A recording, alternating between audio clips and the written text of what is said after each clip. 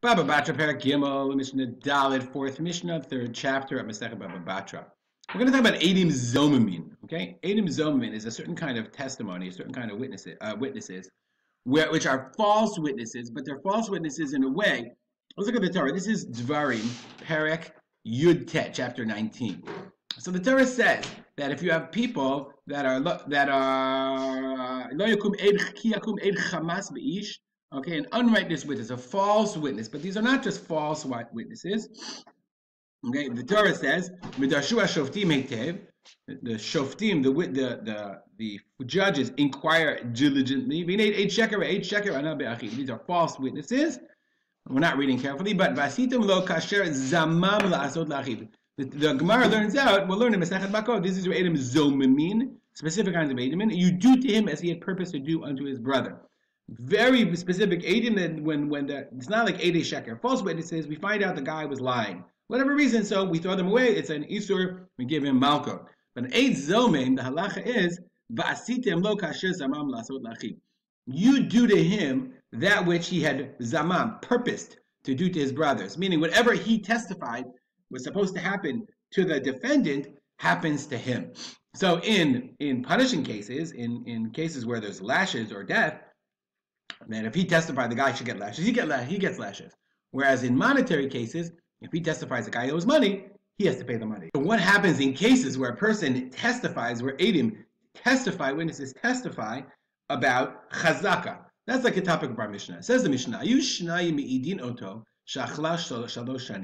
two witnesses testified that, Reuven sat in the house, he has a Chazakah for 3 years, and I didn't, but nobody made a mechah. So what do you know? Why did you make a mechah? Well, I didn't know, but he was there because we have two witnesses that are me'idin. And it turns out they're edim zomamin, so now they're going to have to pay for the house. They were going to make the owner of the house lose the house, so they have to pay the whole value of the house because of asher zamam la'asot lachiv.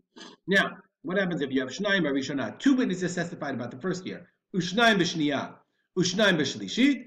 If you have two witnesses for each of the 3 years, Mishashalim beneihem, they split it 3 ways. They all have to pay 3 ways. Bartanura, kol kat yitain shlish. Each pair of witnesses has to pay a third. Sharehem shalosh kitot, the shalosh shanim. There are 3 pairs for 3 years. Interesting case. Shlosha achim.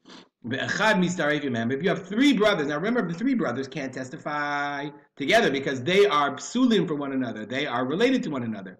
So you have this case, you have 3 brothers, Esav, Yaakov, and Bob. Okay, there are 3 brothers. But they testify with one person, with Moshe. So each one of these testifies about a year. Bob testifies about year 1. Esav testifies about year 2. Yaakov testifies about year 3. And Moshe testifies about years 1, 2, and 3. So the Mishnah says that in this case, they are considered kosher edim. Okay? Why are they considered kosher edim? One second. Okay? Let's go back to the Mishnah. They are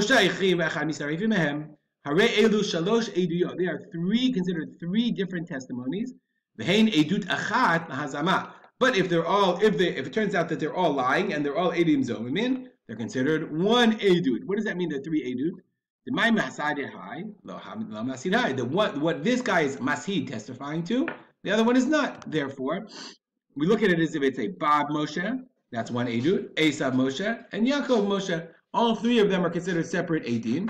But for the issue of hazama, of edim zomamin, they're considered, I don't care, 1, the inyan hazama, she'im huzmu, mishal shalim beineihem. You divide it between all 3. The ein nasim zomin ad shuzmu kulam. To become edim zomin, they all have to become edim zomin. All 4 of them actually. And then I guess Moshe would pay a half, and each one of these guys would pay a 6th. We'll stop here. Dedicate our learning to memory of my father, Harav Simcha ben Yitzchak Kalman. Have a good day.